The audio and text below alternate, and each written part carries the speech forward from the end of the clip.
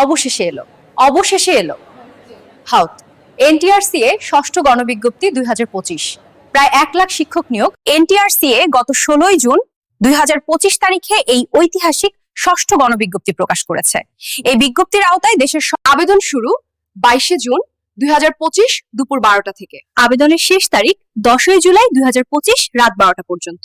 যারা বেসরকারি শিক্ষা প্রতিষ্ঠানে শিক্ষক হিসেবে একটি সম্মানজনক ক্যারিয়ার গড়ার স্বপ্ন দেখছেন, তাদের জন্য এটি নিঃসন্দেহে একটি সোনালী সুযোগ।